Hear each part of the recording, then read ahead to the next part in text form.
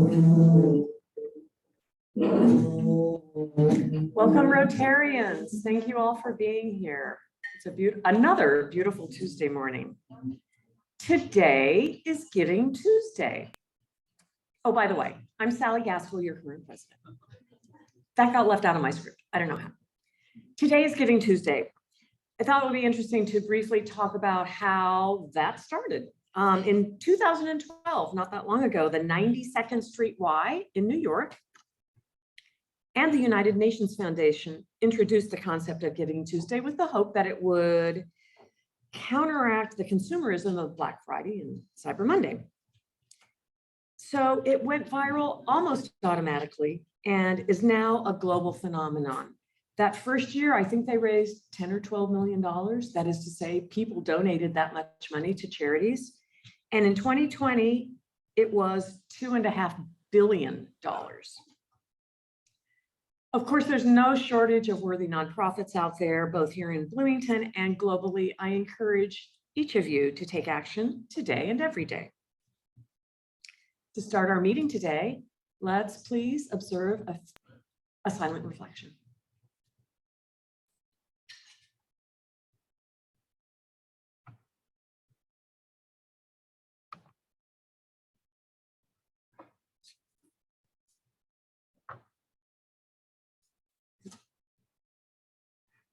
Thank you, and please be seated. Oops.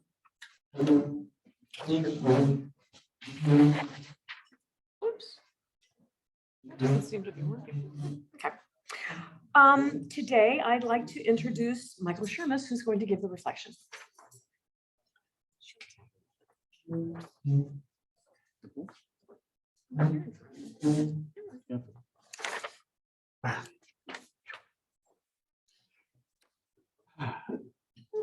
10 years. I joined Rotary 10 years ago yesterday.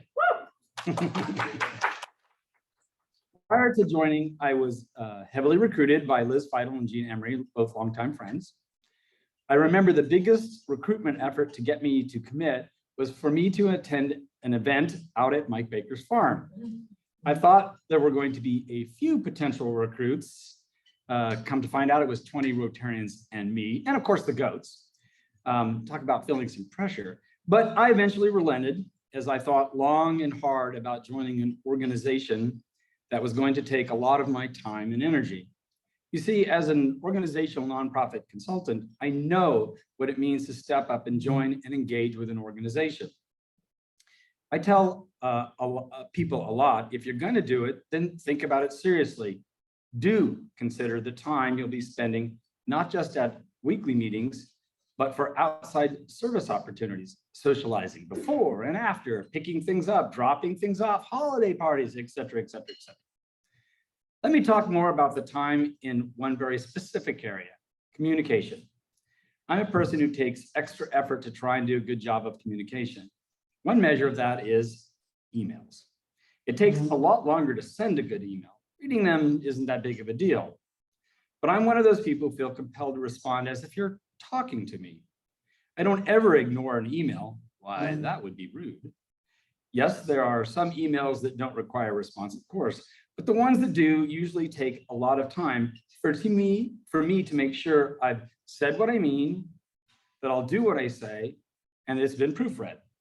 I'm only an average editor, so mistakes do get by me. Still, I want for my emails to mean something so that if I'm asking something or asking someone to do a task, then it's clear and compelling. Email is a big deal to me. And I decided the day I started Rotary, I would count how many I've received and sent having to do with Rotary. It is, I feel like a drum roll is needed here, 23,861 and counting. That would be 2,386 per year, or an average of 6.53 emails were received every single day in the past 10 years. I don't begrudge all those emails. Okay, there might have been a couple I could have done without. Bottom line, however, regardless of all those emails, this past 10 years has been delightful. I've enjoyed my time with Rotary for the networking, the socializing, the programs, and the service.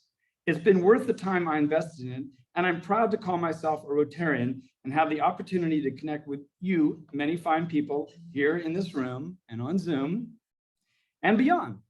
So on my 10-year anniversary, what's important is to thank you, my fellow Rotarians, for allowing me to be part of the club. Thank you. And I'm still waiting for one of you to show me the secret handshake.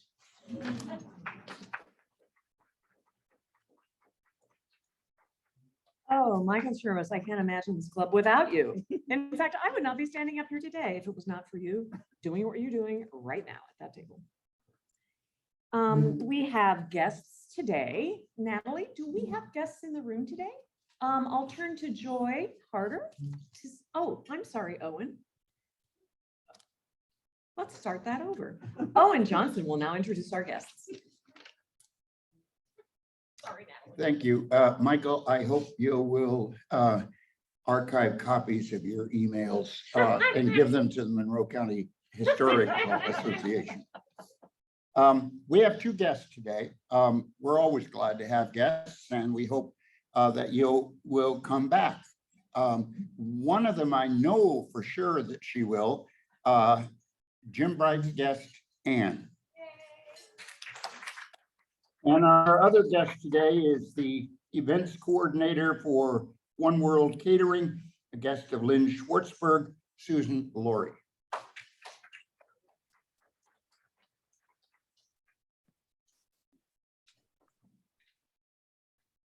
And Joy Harder, do we have any guests on Zoom? Yes, I believe we do. Dave Willett is our guest on Welcome, Dave. Zoom. And I think that's it. I think everyone Okay. else is, yes, organizational or otherwise. It's great to see everybody on Zoom, and it's absolutely worth Michael's time and those many emails to get you there. Okay. Thank you, of course, to Michael Shermus and his assistant, Dave Meyer, for our Zoom production, Zoom manager, Joy Harder. And today our remote mic and camera operators are Dave Meyer and Ashley Wesley. Thanks to Michael for that memorable reflection. I want to see the spreadsheet that shows the number of emails. Thank you, Owen, for introducing our guests, and Joy. Our roundabout reporter this month, final day, is Jim Bright. And thanks, of course, as always, to Judy Schroeder, who every week edits the roundabout. We have a couple of birthdays. One is Rotarian Jerry Pajak today. There's another one, but I'm going to save that for a subsequent announcement. And in addition to Michael's 10-year anniversary this week, we have Kay Leach, 33 years, a member of our club. Jim Harvey has been a member of our club for 15 years, 31 years elsewhere. That's a total of 46 years. So nearly a century of Rotarian service this week. I have one announcement this week for everyone. Please come to the holiday party on December the 9th. That's next week. That's next week on Thursday. We need you to sign up, if at all possible, by Thursday of this week. The price, by the way, I kind of thought $50. Oops. Well, in fact, 2 years ago, the last time we had a holiday party, it was $60 per person. So we have decreased your price by 20% from the before times. There will be music from the Jacobs School of Music, thanks to Alan Barker, delicious food and drink, thanks to One World Catering, and lots of fellowship and fun. So please do sign up if you haven't yet done so. And now I'd like to invite Peggy Frisbie up. Peggy is our Rotary Foundation chair for this year, taking over admirably from Mike Baker. No? Yes? Yes, you have. Absolutely. I was going to say, I'm not taking over. I am humbly succeeding Mike Baker, who did a marvelous job. Okay, so what is today? Giving Tuesday. Giving Tuesday. So, okay, let's talk about Rotary Foundation. And we're talking about Rotary Foundation, which is our Rotary International Foundation, because of course we do have our own foundation here in Bloomington. Today is Giving Tuesday, a good time to remember the Rotary Foundation and charitable contributions. So I thought we'd take a quick look at what Rotary Foundation is and what it's doing throughout the world. And we've got a short video here.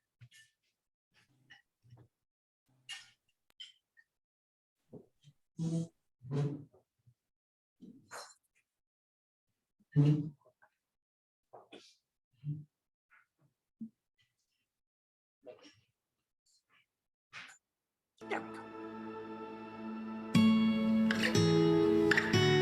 A single act of good can go a long way. It can cross oceans and foster opportunity.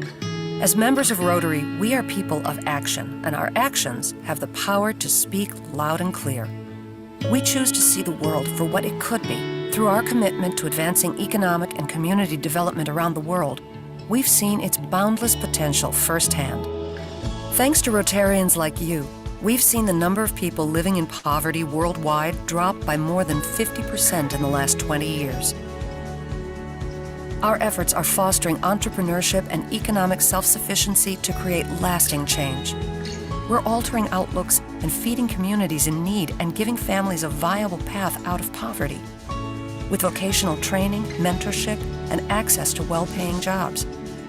We believe that effective humanitarian organizations operate at the intersection of commerce and cause, allowing us to channel community and worldwide resources that open new doors. Today, we invite you to see what's possible. Every gift is an action that speaks volumes. When we take action, we change the world. Learn how you can support the cause that means the most to you.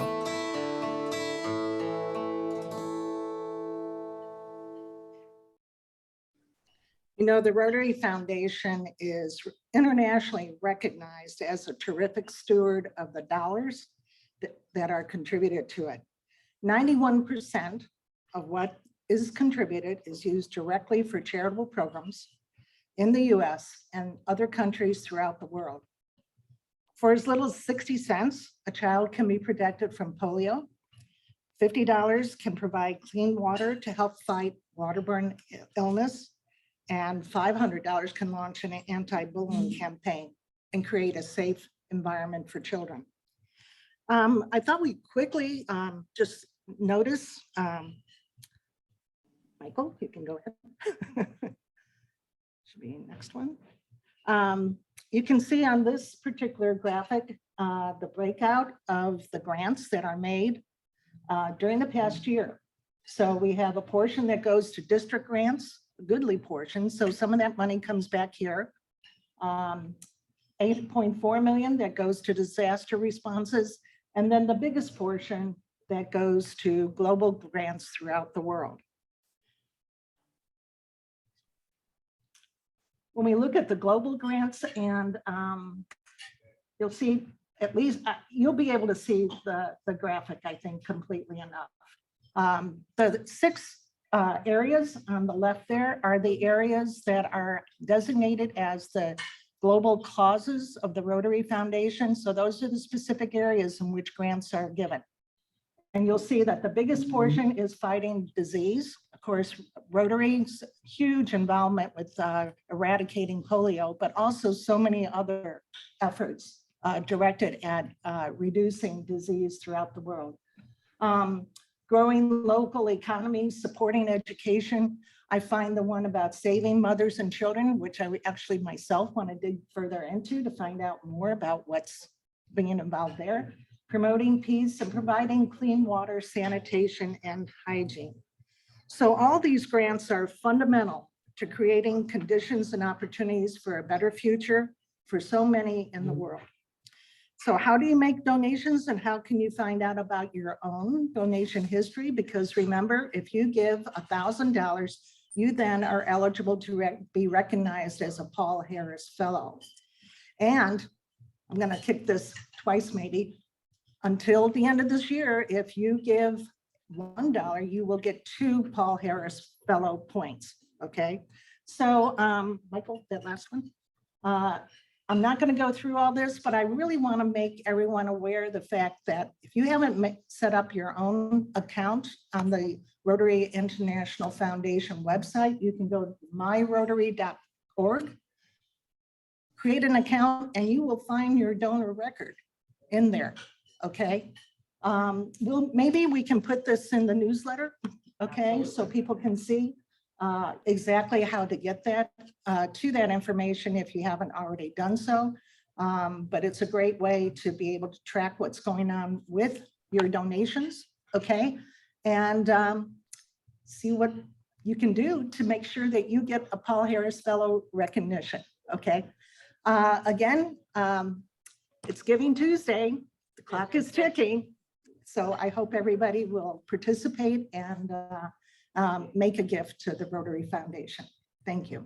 Oh, and one real quick last thing, you can also sign up to give $25 a quarter, which is the easiest way, and just have that added onto your billing statement for the fees for Rotary here. Okay, thank you.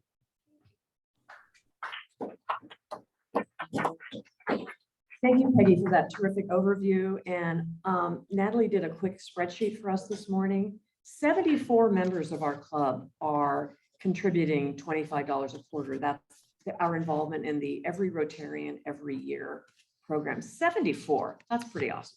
Okay. And now we have another special event, the best kind of event of all, a new member induction with Dave Meyer.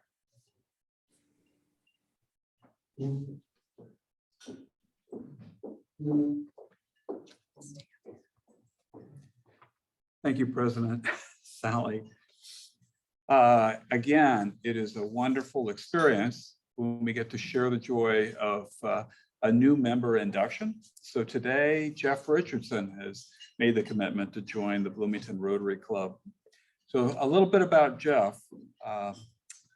Since 1983, Jeff Richardson has dedicated most of his life to ensuring the provision of social and health services to those in need in private, public, and not-for-profit sectors through health promotion, philanthropy, education, and advocacy, with a particular emphasis on HIV/AIDS.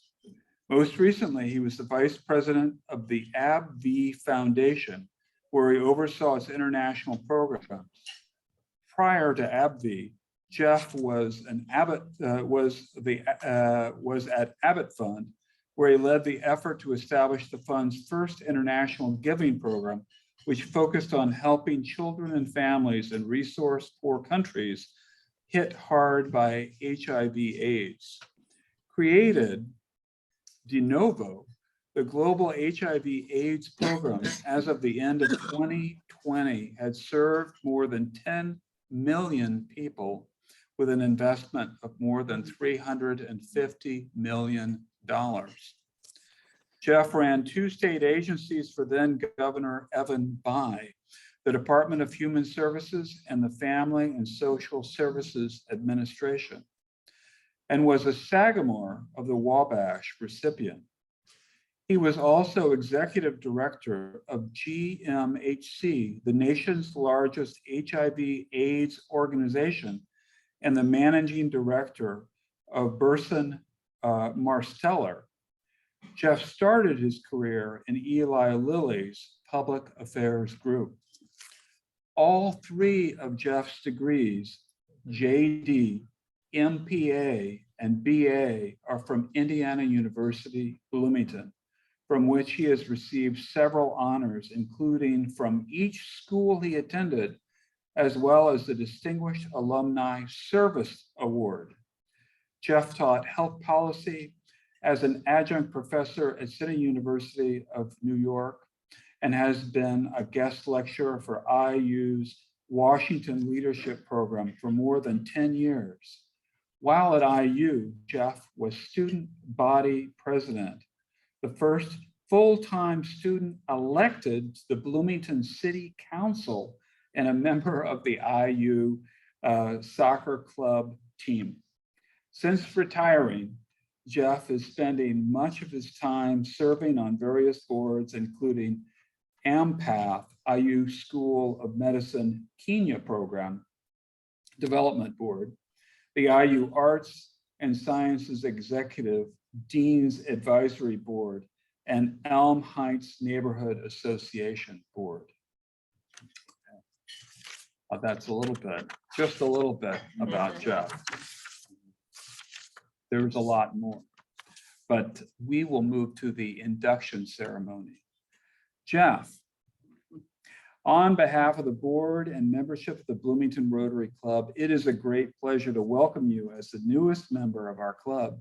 We look forward to the fellowship that you will share, as well as your participation in many club projects that make our community, country, and world a better place.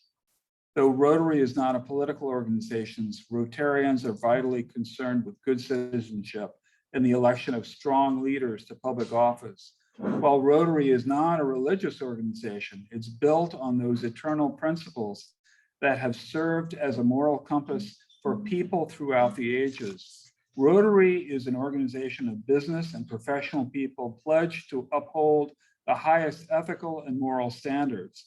Rotarians believe that worldwide fellowship and peace can be achieved when people unite with the Rotary motto, service above self. Rotary activities exemplify the charity and sacrifice that one would expect from people who believe they have a responsibility to help others. Jeff, you have been chosen for membership in the Bloomington Rotary Club because your fellow members believe you to be a leader in the community and because you possess the qualities to champion the message and principles of Rotary. You are a representative of your vocation within our club and community. You now become an ambassador of Bloomington Rotary, carrying the ideals of service to all within your sphere of influence. Our community will look and judge Rotary by your character and service. We will also look to you for inspiration as we strive to become better Rotarians. So at this point, we have a pen for you. This is a virtual. So, yeah, so Sally is assisting. Okay, so we ask that you wear your pen with pride, not only to all Rotary functions, but also in your many endeavors as a symbol of your commitment to Rotary ideas and ideals and our recognition of your contribution toward a better world. Fellow Rotarians, please rise and welcome our newest Rotarian, Jeff Richardson.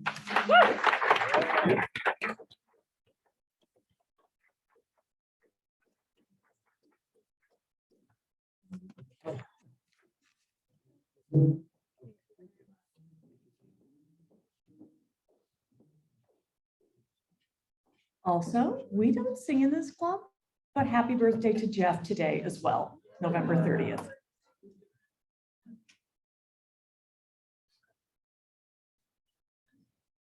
And now I'd like to ask Ashley Wesley to come to the podium to introduce our guest. I'm just going to do a little happy birthday while Ashley's getting her script and coming back up because we all have a lot to do.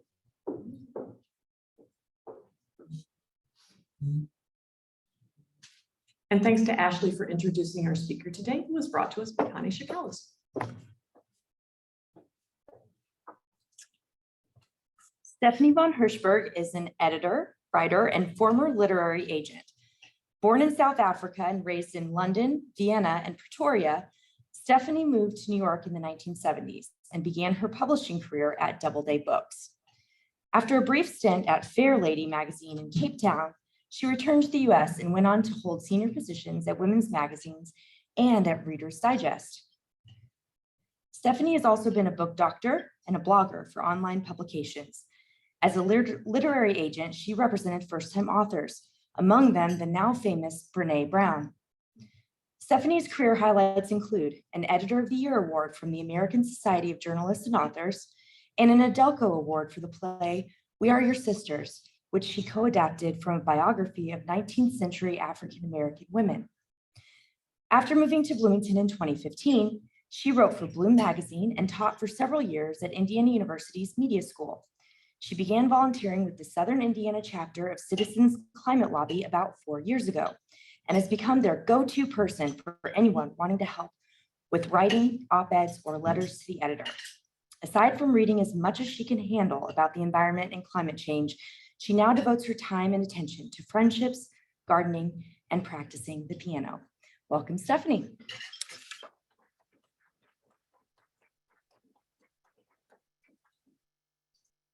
Thank you, Ashley. Thank you so much for inviting me to speak here today. I really appreciate this opportunity.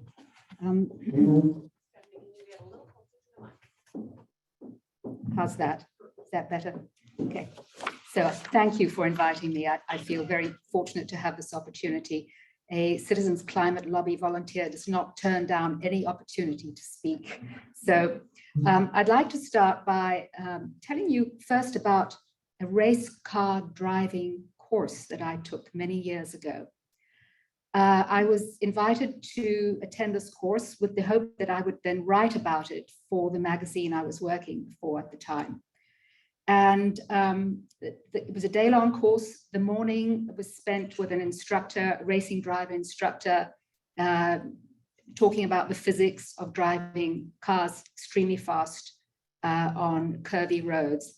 And then the afternoon was spent, I was in my little BMW stick shift, helmet on, zipping around this very narrow course with lots of obstacles and trying to get around as fast as I possibly could. Well, I was chicken, so I didn't go all that fast, but throughout that driving experience, what resonated in my mind was something that the instructor had said that morning. He said, look where you want to go. Don't look at what you're afraid of hitting. And somehow that became my mantra ever since then. And I've used it, of course, to improve my driving in tricky situations, but it seems to be a metaphor for a good way to live life when I'm encountering things that I'm afraid of, or things that I feel are obstacles and challenges.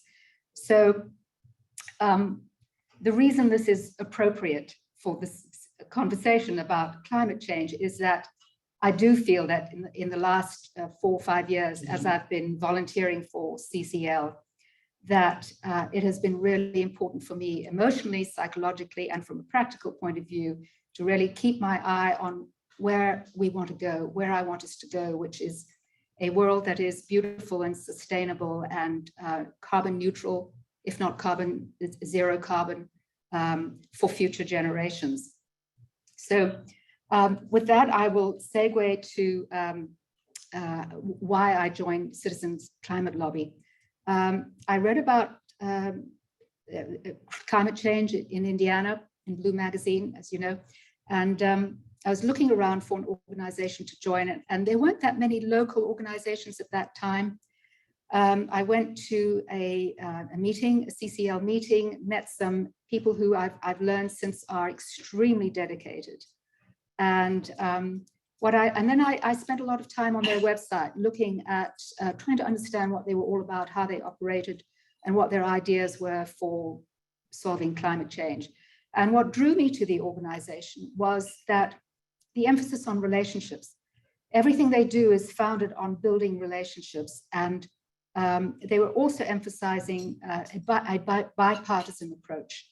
And that just made a lot of sense to me. I feel that any kind of paradigm change needs to have buy-in from a lot of different people who have very different points of view.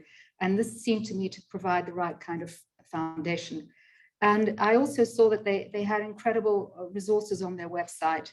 And I was learning a lot about climate change at that time. And perhaps we can have the carbon fee and dividend clip.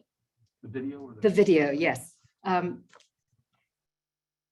The solution that CCL gets behind is a carbon fee and dividend program. And it took me a while to wrap my brain around that. It is a concept that imposes a fee on carbon as it emerges from the earth on fossil fuels and oil and gas and coal. And the idea is that the prices of those commodities will then go up because of that tax, but the tax that's collected would be collected by the government, would be returned to citizens as a dividend on a monthly basis. And what impressed me about this, even before I understood how exactly it would play out in my own life and other people's lives, was that it had been endorsed by over 1,000 economists worldwide, among them Nobel Prize winners. And I thought to myself, well, you know, I don't know anything about this, but if these people can get behind this policy, then I think it's something I should learn about. So that's what I tried to do over the next few years. And meanwhile, I started tabling for CCL. I'd go to the, if you're ready. Yes, go ahead. The video? Yes, thank you. What is a carbon fee and dividend? And how does it help solve climate change? Burning fossil fuels causes carbon pollution, which traps heat and warms our planet to dangerous levels. To stabilize our climate, we need to stop carbon pollution. How? By changing the rules to the game. Right now, carbon pollution is free for everyone. With a carbon fee and dividend, fossil fuel companies pay a fee when they pollute the air. Since most companies like saving money, they'll change their behavior to avoid the carbon fee. They will become more energy efficient or clean up their act with cleaner energy.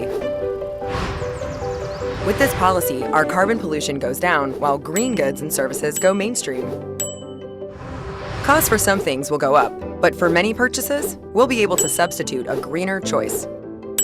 And as businesses move to greener products, they'll provide us with more affordable green options. For example, car companies will shift to producing affordable electric cars. And power companies will replace fossil fuels with clean energy. And remember that carbon fee? The money collected from fossil fuel companies goes to every American as a monthly dividend or carbon cashback. People can spend the monthly cashback however they want to, helping everyone afford the transition to green energy. When we stop burning fossil fuels, our air will be clean, our health will improve, and our climate will stabilize. All we need is a price on carbon, with the money given back to the people. Learn how you can support putting a price on carbon at cclusa.org.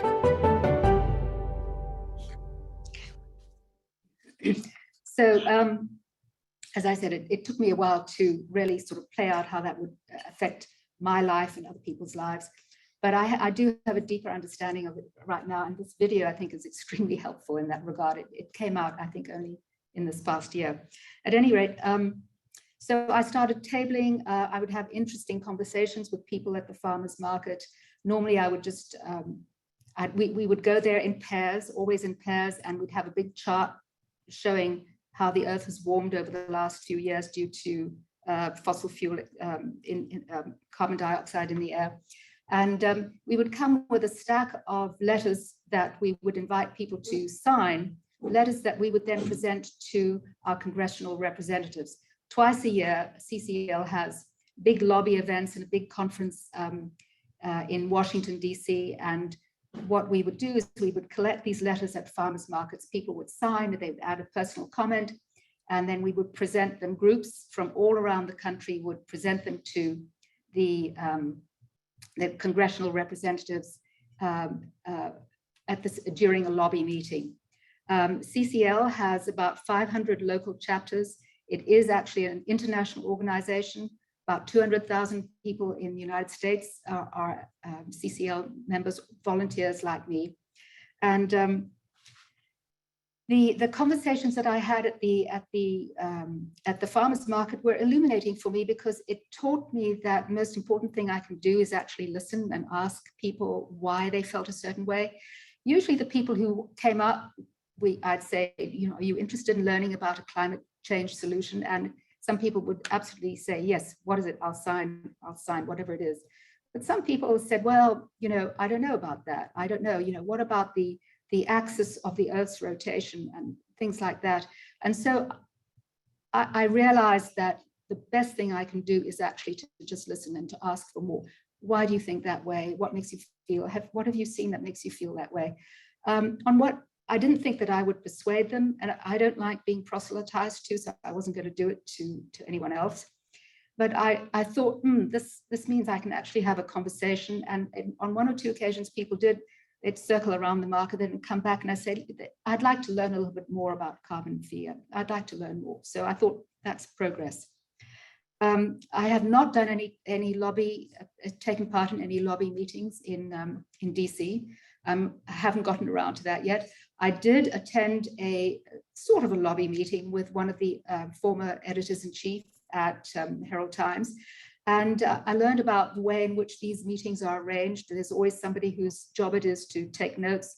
There's someone whose job it is to come with research, to figure out what is it, where is this person in their thinking, what do they know, what do they need to know. So it was an interesting experience from that point of view, and it just increased my respect for the organization. And then over the last few years, my role has really shifted to writing and editing.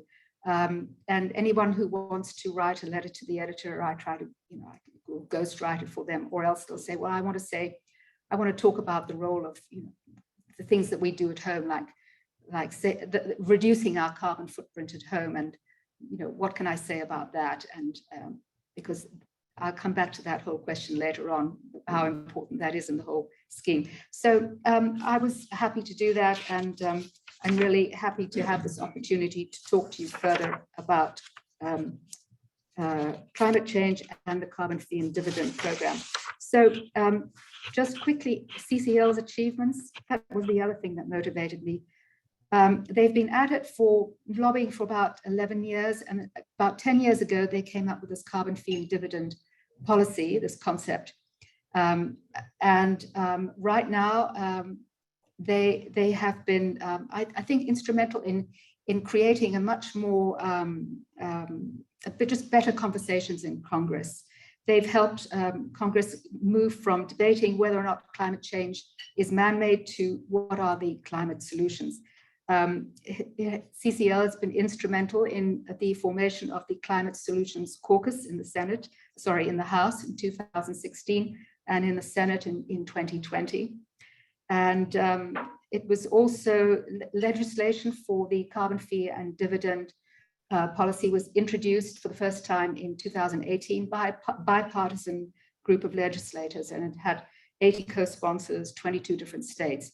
So CCL has supported a lot of other carbon-related bills in Congress. I won't list them all, but there is a lot of conversation about carbon pricing in Congress, and I will come back to that later. Where we are today, could we have the temperature? Yeah, I have two images for you to look at. One is the temperature of planet Earth from 500 million years ago. This is the one from 500 million years ago. And the reason I want to show that, and perhaps, is there any way we could get both of them on at the same time? No. Okay, all right. So the yellow is, you can see that the Earth has been through massive, massive changes, which we've probably all heard about. The temperature has been way off the chart. I mean, humans cannot live in that kind of temperature, obviously. So you can see the yellow and the green, high temperatures, carbon emissions, and then you can see the ice age. What's interesting about all of these different ages is that different scientists have different specialties. And I think one of the reasons we've had so much confusion about climate science is that the scientists who specialize in these different eras didn't talk to each other. That, I'm happy to say, is starting to change from what I've read. So then in the next slide, you'll see this is only the last 800,000 years.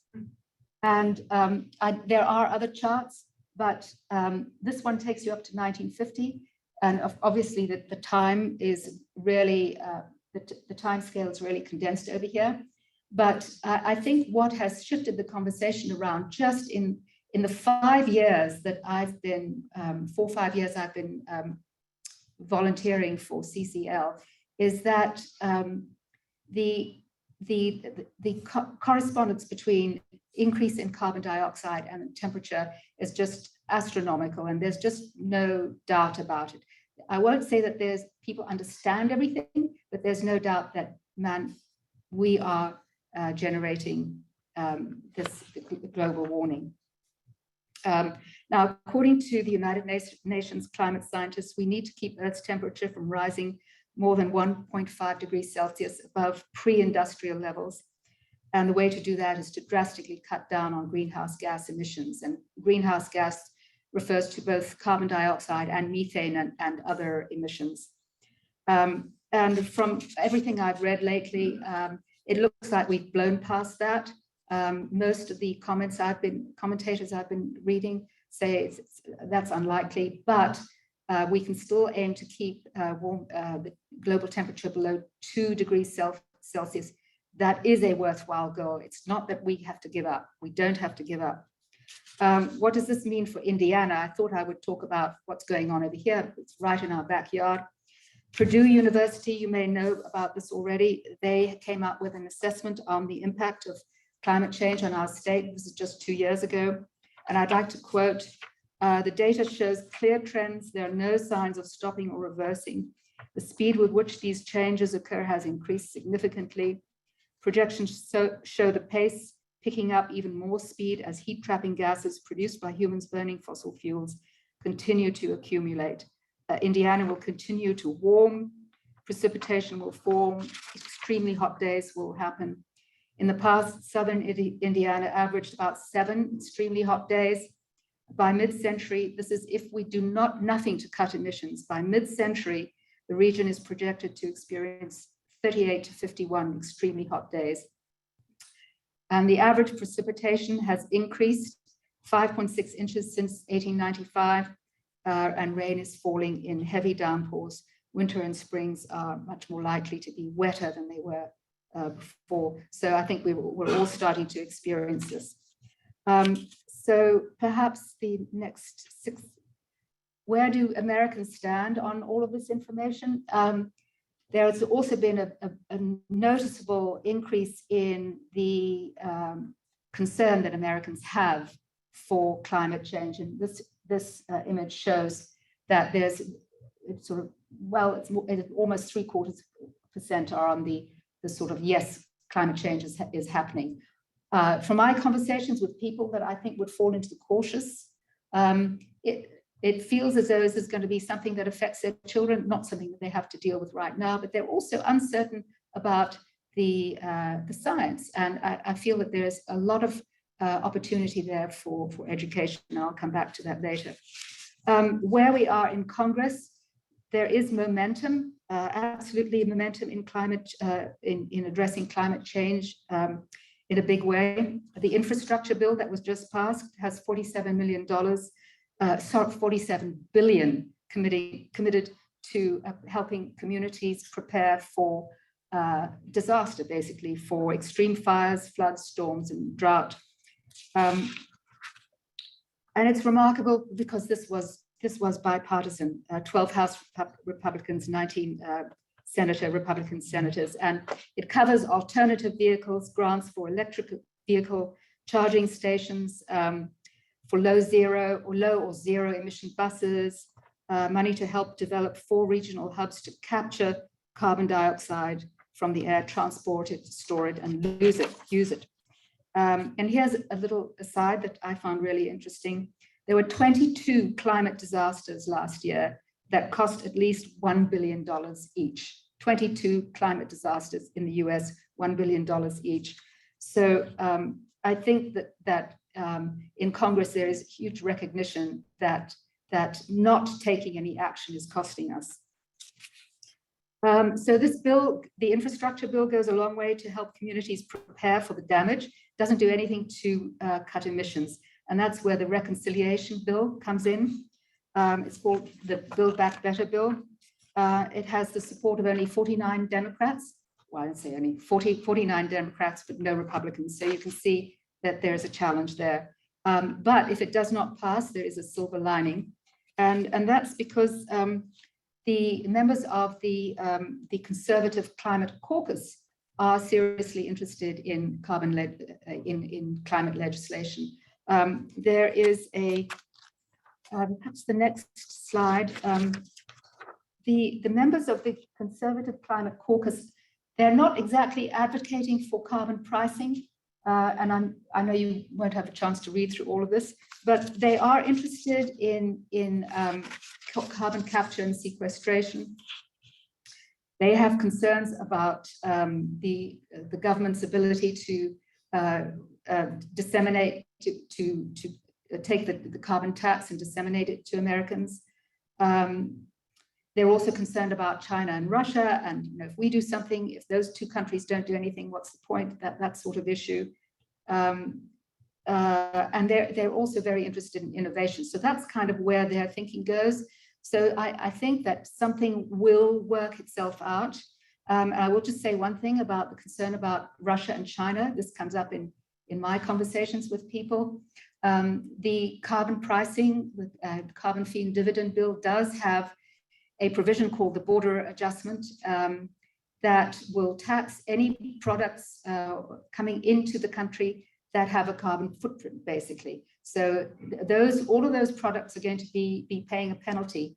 And the European Union is going to have a carbon border tax. And I believe that's going to go into effect in 2023, maybe 2022. At any rate, that's a big incentive for us to also have a carbon border tax. And it would only make sense to do that if it's part of a larger carbon pricing bill. So I do think that carbon pricing is still very much on the table. From what I hear, the members of the Conservative Caucus have not ruled it out. They just want to learn more. So we can move on next to where we are today in Indiana. And I really do, this is my adopted state now, and it's taken me sort of a little while to sort of get to know Hoosiers and figure out where everything is. But it's been fascinating for me to learn about what's happening in Indiana, because the farmers are taking the lead over here. And why are they taking the lead? Because they already know that something's going on. Even if they don't understand exactly why, they know that the weather is changing. They know that their crops are going to be suffering. The more droughts we have, the more flooding we have. They're interested in sustainable practices because those can help them weather these extreme weather events. And so they're interested in carbon pricing and carbon markets. And Governor Hollingsworth last year co-sponsored what's called the Growing Climate Solutions Act. And carbon markets, especially when it comes to agriculture, are really complicated because there's no single protocol for measuring how much carbon is being captured, how much is being stored. If a farmer decides to adopt sustainable practices that sequester, capture carbon for 2 years or 3 years or 5 years by sowing cover crops or not tilling or anything like that, and then decides later on not to do that, how would he get paid for what he's already done? Or how would she get paid for what she's already done? So there was an interesting meeting. There's a new organization, the Climate Agriculture Organization, Indiana Agriculture Climate Alliance. They held a forum on carbon marketing. Farmers are very interested in this. And interestingly, they are interested in the federal government stepping in over here and having a role, because they say the federal government could establish standards for measuring and transparency and so on. So I think something is moving in that area. The other thing is that nationwide, two groups that normally are at odds with each other, environmentalists and farmers, have formed an alliance, and they want to work together on whatever regulations come out of this situation. But they recognize that they have something in common, and it's good to talk. So in cities in Indiana, small towns, here's another really interesting development. I learned about North Vernon recently. They are rebranding themselves as the Solar City. They're on track to become a solar-powered community. They set themselves on track 4 years ago, motivated by a desire to cut costs. There was a lot of skepticism, but the mayor prevailed. The project cost $5 million. They fitted all city government buildings with solar panels, installed LED lights. They did this without raising taxes. They secured a bond from a local company. The money that they save every month pays off the bond, and they'll be paid off in 15 years. And I just think that's just an extraordinary story for what's happening in Indiana. There are other towns that are getting a lot of attention for their climate plans. Evansville received an award from Green Project of the Year award from Accelerate Indiana Municipalities. Zionsville received a similar award this year. They came up with a climate plan working with Indiana University's Environmental Resilience Institute. So there are a lot of other little things going on that I don't have time to get into over here. Students in Lafayette are getting involved in such an interesting way. So I do have hope. But in general, perhaps we could have the next slide. I want to spend just a little bit of time talking about why I have hope.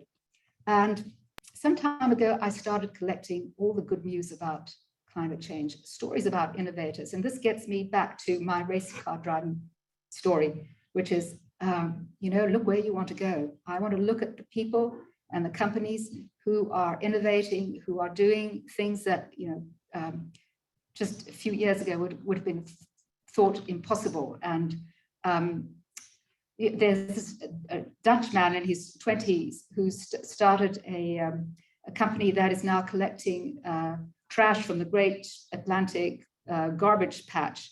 And of course, there's another one in the Pacific, and I'm sure you'll get around to that. But then he recycling it. Now, I remember doing a story about this back in my magazine days, and there was no hope back then of people actually collecting all that trash. That has changed. Somehow the technology has emerged, the will has emerged. And I think that there are a lot of people like that out there in the world. There's a guy who has started a battery storage company. He takes used Nissan Leaf batteries, sets them up in the Nevada desert, and has developed a solar storage facility over there. It's just waiting to be scaled up. Will it happen? Who knows? A lot of this innovation, there are problems with it. There's scale problems. There's, is it really green problems? We don't know. But so much is happening, and that gives me hope. Am I running out of time? Yes. What you can do, the final slide. Okay, what you can do is you can raise your voices. What you say and communicate with, and especially your communication with representatives in Congress, is the most important thing you can do. Composting, driving bicycles, all of these things are good, but even if everyone did them, it's not enough. We have to change the system. We really have to change the economic system. And I think that this is the way to go. I'll have a lot to say about this, but anyway, thank you so much for listening. My ask for you is please use your voice to help mitigate climate change. So thank you so much. We do have time for a couple of questions. If anyone here in the Frangipani or on Zoom has a question for Stephanie.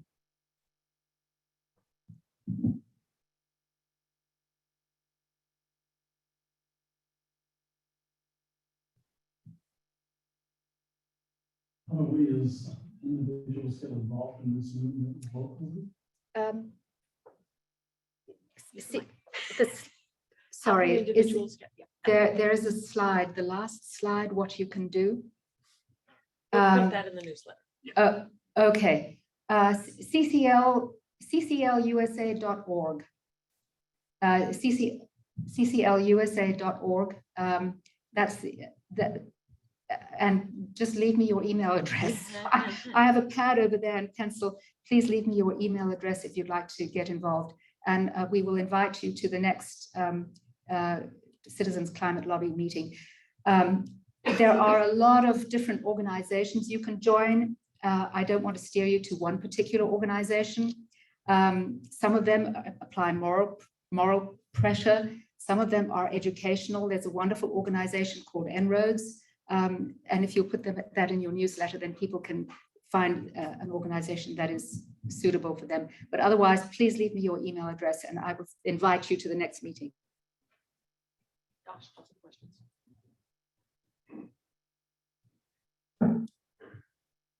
So if places like North Vernon are, I guess, transitioning to carbon neutral, and then they're able to pay back their investment in 15 years, why aren't more communities doing that? I think that's a good question. And, you know, I'll have to think about that. I mean, they encountered quite a bit of skepticism. What persuaded the mayor to keep pushing is that the library had earlier had put in solar panels and they had cut their costs. And so he had some numbers to show the community. He had, you know, the math worked. So I think that if information about the math gets out, and then I think we have a tool to persuade people. It no longer has anything to do with, you know, what's good for the planet. It's about money. And I think if it works, use it. Stephanie, thank you so much again. We're gonna cut it off for questions now, but can you stay a little bit for people who are here and answer? Thank you so much.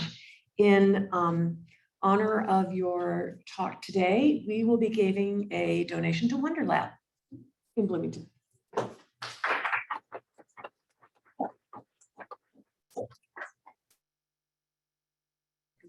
Oh, thank you.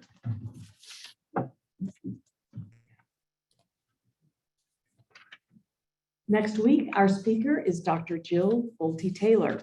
She's going to be speaking about her new book, Whole Brain Living, The Anatomy of Choice and the Four Characters That Drive Our Life.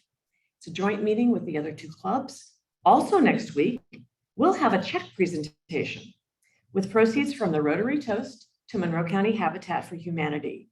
And the leadership of all of the three clubs will be here along with Habitat's leadership. Let us close the meeting by reciting the four-way test together. Of the things we think, say, or do. First, is it the truth? Second, is it fair to all concerned? Third, will it build goodwill and better friendship?